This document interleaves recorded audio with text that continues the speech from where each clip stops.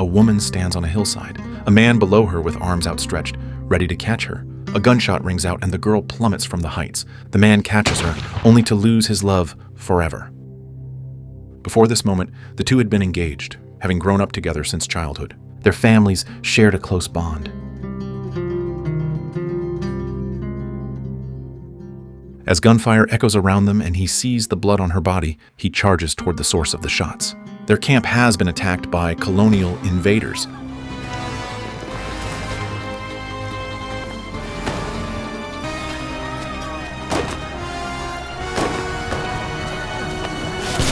His uncle grabs him and pulls him into hiding. He witnessed with his own eyes the traitors in his family colluding with the Portuguese to harm his own people. Powerless against the ruthless intruders, he is forced to watch as his mother is murdered.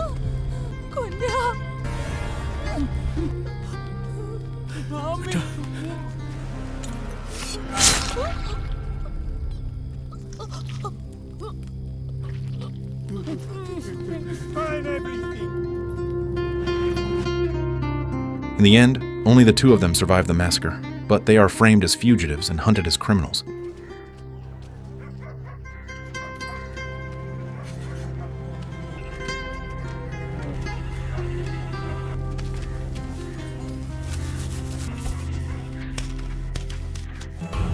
A few days later, the two assassinated the traitor in the market and escaped successfully.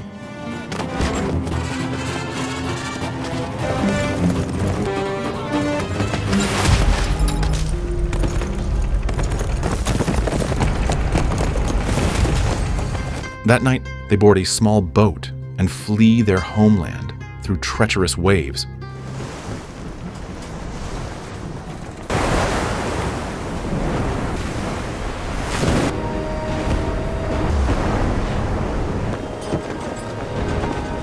However, they experienced a storm, and Patu fell into the sea. The boy does not abandon his uncle. He throws him a rope and pulls with all his strength, dragging him back aboard.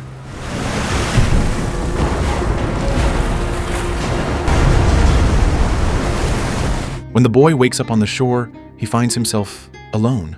Patu is nowhere to be seen. He came to the refugee camp where he found his uncle.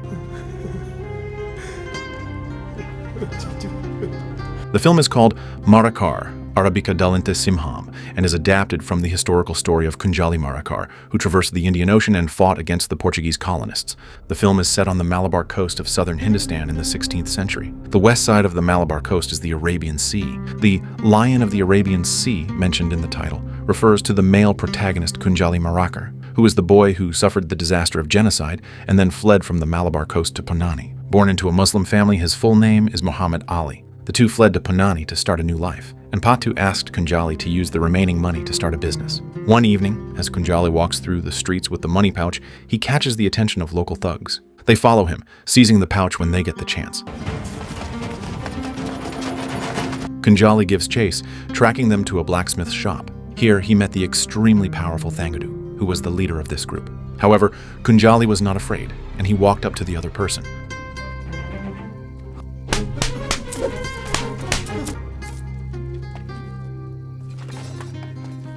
So he left with the purse in the stunned gaze of everyone. Due to the impact of the storm, fishermen along the Punani coast suffered great losses. The king orders Mangatachan to distribute supplies and funds for repairs to the people. Mangatachan announces that only those who register their details will receive aid, with Namath Kurup, a local landlord, overseeing the process. Mangatachan's second son, Achuthan, hands Kunjali a dagger to sharpen, then tosses the payment onto a wooden board. Kunjali stops him, insisting Achuthan pick up the money and hand it to him properly. Achuthan's older brother steps in, restrains his sibling, and personally gives the money to Kunjali. The movement here attracted Mangatachan's attention. After understanding the situation, he agreed with Kunjali's words. Only by knowing how to respect others can you gain the respect of others. Mangatachan asked Kunjali's name and left with everyone. Meanwhile, at the landlord's estate, people line up for supplies. Namath Kurup orders his men to stop distributing aid to the poor, claiming the supplies have run out, and begins driving them away. The crowd protests, having seen the government's ample stockpile. Soon, a riot broke out. That night, Kunjali and his men ambush Namath Kurup's grain convoy.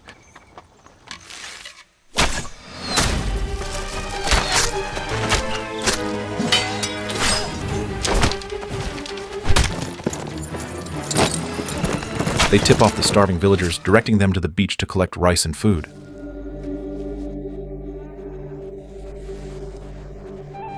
At the same time, the city began to issue a reward for the capture of Kunjali and others.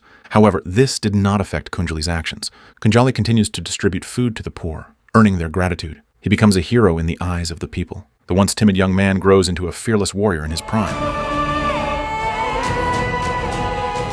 Kunjali gathers a band of like-minded comrades, and soon his ambitions turn to the sea. One night, he and his team board a Portuguese merchant ship. A fierce battle ensues.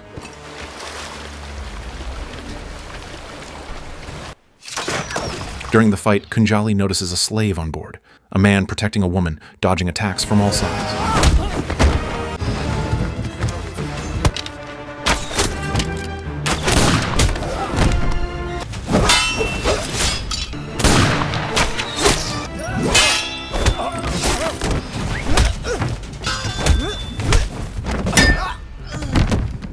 Though Ayamati tragically dies in the raid, they overpower the ship's soldiers. The crew plunders the ship's treasures and frees the slaves taken by the Portuguese. Later, Kunjali gives some of the spoils to Aimuti's brother, instructing him to deliver them to Aimuti's widow. The next day, no one knows what to do with the foreign slave. His name is too strange for them. So, Kunjali renames him Chinali. Little do they know, the name Chinali will one day echo across the seas alongside Kunjali's own. Chinali proves to be a formidable fighter, even defeating Thangudu.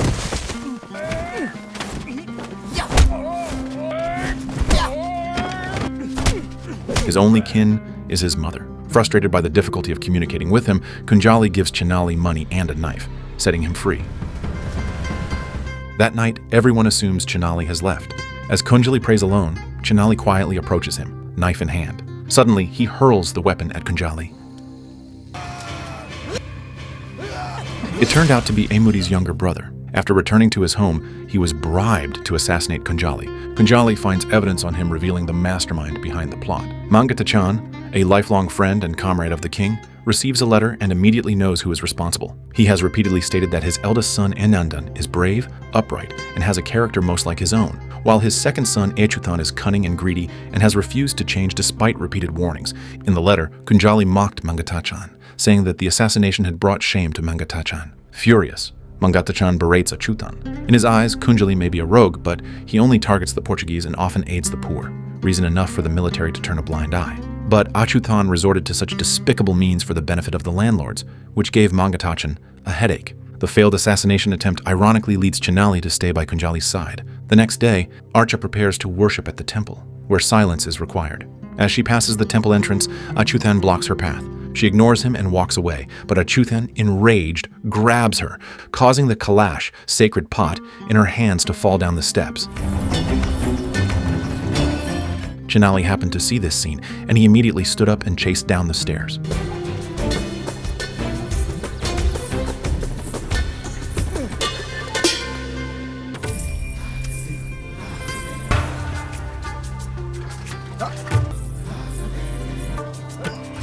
When Archa arrived, Chinali immediately handed the kalash back to him. Meanwhile, the Portuguese arrive again as guests on the Malabar coast. They present a trade agreement to the Samuthiri Zamorin king, who rejects it.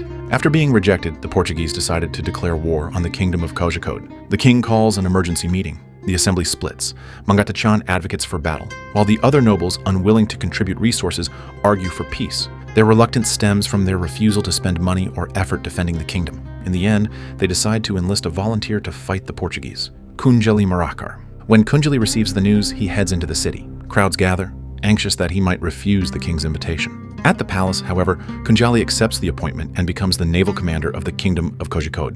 Mangatachan delves deeper into Kunjali's background. It turns out Kunjali Marakkar's family has been at war with the Portuguese for generations. He was meant to be the fourth leader of the Marakkar clan, but years earlier, Portuguese forces, with the help of traitors, massacred his family. Kunjali's hatred for the Portuguese runs deep. Mangatachan's respect for him grows, silencing the opposition at court, but some lords still raised objections, which made Mangatachan very angry. So the king had to personally persuade them to reconcile. Kunjali declares he doesn't need their help. He can face Portuguese cannons alone. Beyond brute force, he possesses vast naval experience and strategic brilliance. Soon, battle erupts. A Portuguese officer spots bundles of coconuts floating on the sea.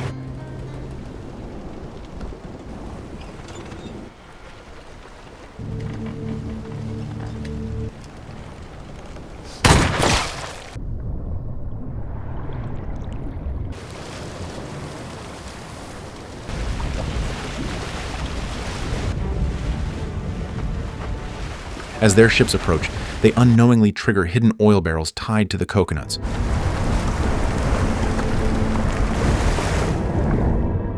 Oil spreads across the water. Kunjali gives the signal, and flaming arrows rain down, engulfing the Portuguese fleet in fire.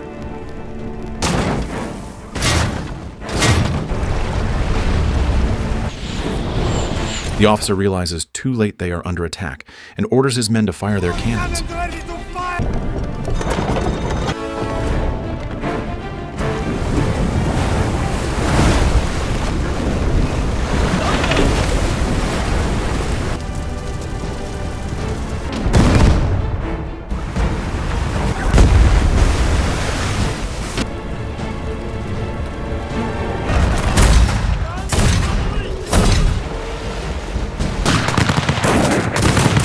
Kunjali's ships charge forward, their reinforced prows ramming into enemy hulls, splitting them apart.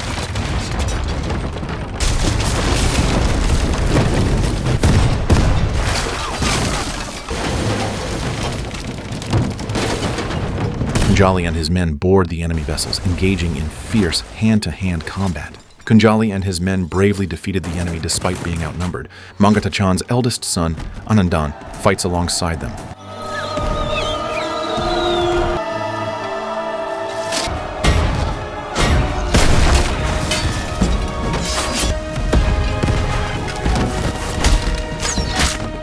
Achyutan, meanwhile, watches from the shore with the king and his troops.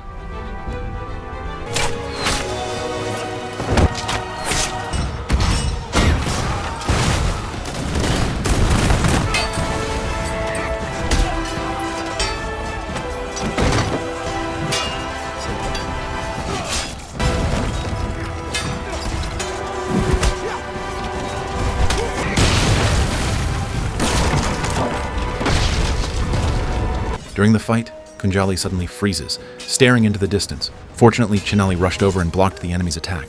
It turned out that Kunjali saw the murderer who killed his mother, and then he went straight to kill the other person. At this point, Kunjali's only thought was revenge. He fought his enemy to the death, ultimately defeating him beyond all possibility of resistance.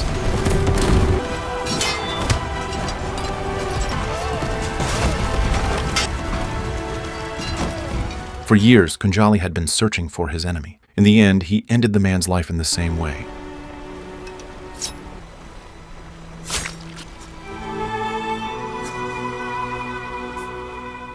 Kunjali watches as the man sinks into the sea.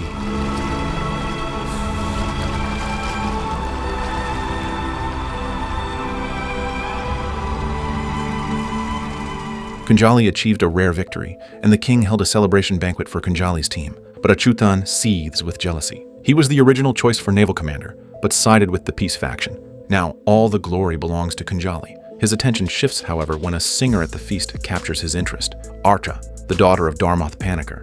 Her voice enchants him, but she is drawn to Chinali, who plays an exotic instrument, their music forging a silent bond. After the feast, Kunjali requests land from the king to build a new home for his followers. Chinali and Archa grow closer through music, their love blossoming.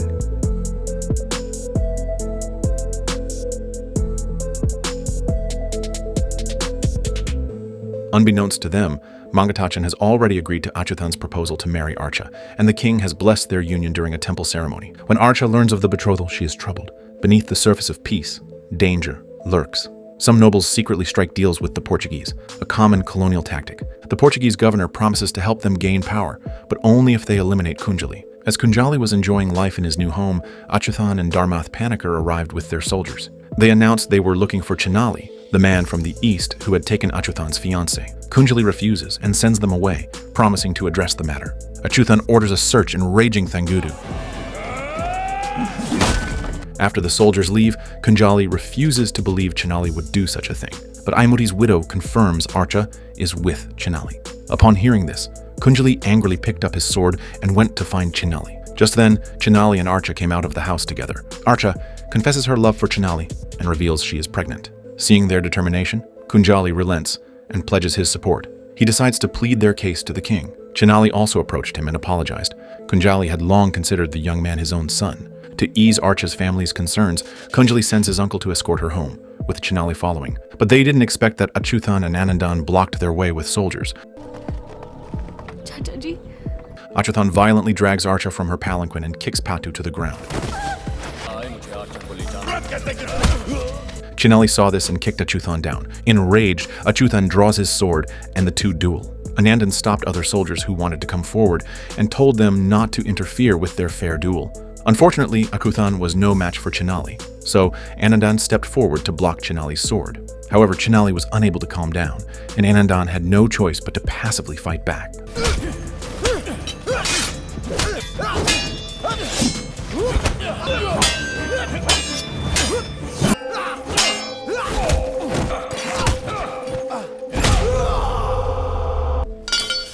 Unaware of the confrontation, Kunjali is at home preparing to take Chinali to the palace. But unexpectedly, they started fighting outside. When Kunjali hears the news and rushes outside, he sees Chinali from a distance, Anandan's sword pressed against his throat. He shouts and sprints toward them, only to find Chinali already fatally stabbed through the neck. Kunjali freezes in shock. Archa, in despair, plunges a dagger into herself. Overcome with grief and rage, Kunjali lunges at Anandan, ignoring his attempts to explain. Patu was unable to stop the enraged Kunjali. Achuthan suddenly mounted his horse and rode away, ignoring Anandan's cries. Kunjali picked up the knife and attacked Anandan. Anandan tried to explain, but Kunjali didn't listen. To Kunjali, Chinali was family, and he is consumed by the need for vengeance. He fights Anandan with all his might and kills him. Kunjali then orders Anandan's body left in the open, forbidding anyone from touching it, letting the earth and beasts claim him. As night falls, Kunjali remains lost in sorrow. A shadowy figure sneaks into the courtyard. Thangudu stops him. It turned out to be Mangatachan. The bereaved father finally came to Kunjali, hoping to take his son's body back for cremation according to custom. Kunjali refuses at first, but his uncle reveals the truth. Anandan had only subdued Chinali. It was Achuthan who stabbed him in the back, causing Anandan's sword to pierce Chinali's throat. Overwhelmed by remorse, Kunjali apologizes and returns Anandan's body to Mangatachan. Anandan died tragically due to Achuthan's frame-up, and Mangatachan had no intention of pursuing the matter. Heartbroken and disillusioned, Mangatachan resigns from his post and embarks on a path of asceticism. After the old king said goodbye to him, he fell ill due to emotional excitement. The nobles and the king's sister persuade him to abdicate, and power passes to his nephew, Nambiathiri. The Portuguese send an envoy to congratulate the new king and secure a trade agreement. When King Samuthiri saw this and wanted to explain the interests involved to Nambiathiri, he was taken away by his sister again. The Portuguese then persuaded the new king to dismiss Kunjali from his post as naval commander and declare him a criminal. The Portuguese governor arrives at the palace, openly disrespecting the king. He demands a joint attack on Kunjali. They finally sent troops to Kunjali's territory and stood outside the city. At this time, Kunjali had already received the news and organized everyone to be on high alert.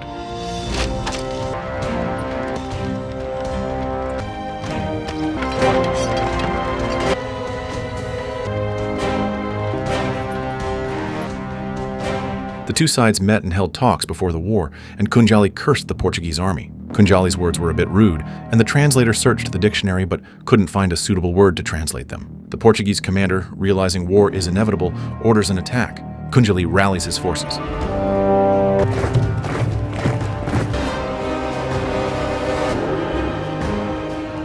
The two armies exchanged fire, and the Portuguese arranged for the king's army to charge first.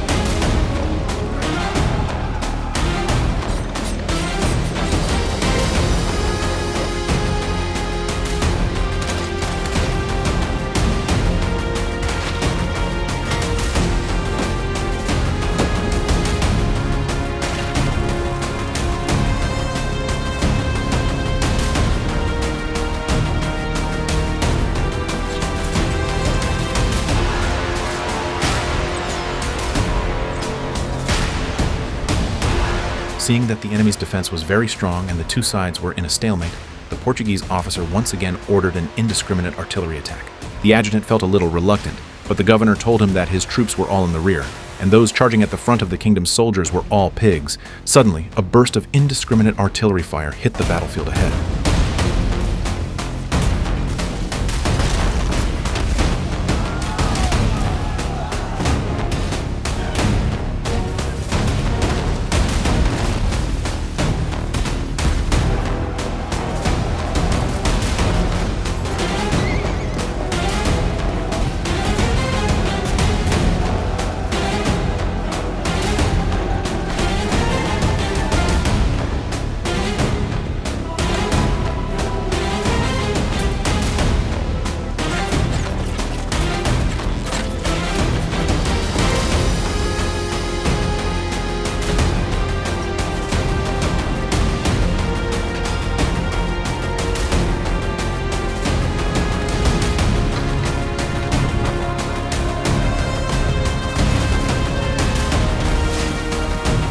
After Kunjali led the people to resist wave after wave of attacks, an army of nobles who were supposed to support them opened the gate inside the city. Eventually, the Portuguese army rushed in.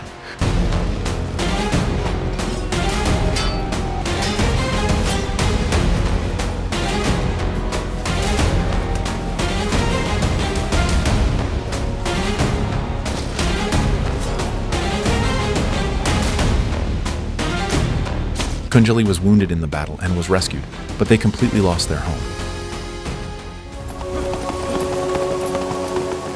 But in the days that followed, in order to force Kunjali to show up, the Portuguese continued to massacre innocent people. The new king protests, only to be bludgeoned to death at the dinner table by the governor. Once recovered, Kunjali infiltrates the governor's chambers, kidnaps him, and demands the old king release the imprisoned innocents. The old king made a promise to him, but he didn't expect that there would still be a traitor. When Kunjali saw the old king, the Portuguese soldiers who had been lying in ambush around him took the opportunity to attack, shot Kunjali, and captured him alive. Kunjali is sentenced to death under Portuguese law. On the day of his execution, crowds gather to bid farewell to their hero.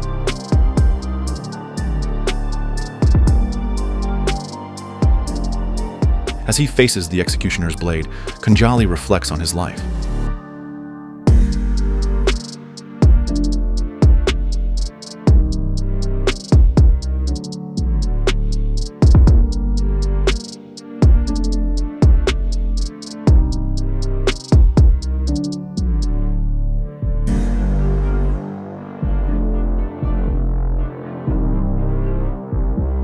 Historically, in 1600, Kunjali was beheaded, his head displayed in one square and his body in another, a warning to those who would resist Portuguese rule. But their plan backfires. Kunjali becomes a martyr, a symbol of defiance. The Kingdom of Cojacode is a cautionary tale of Portuguese colonialism. After years of conflict and infiltration, the Portuguese established a puppet regime, expanding their trade and colonial reach in the east until Spain eclipsed them. Colonial empires, no matter how powerful, are doomed to fall.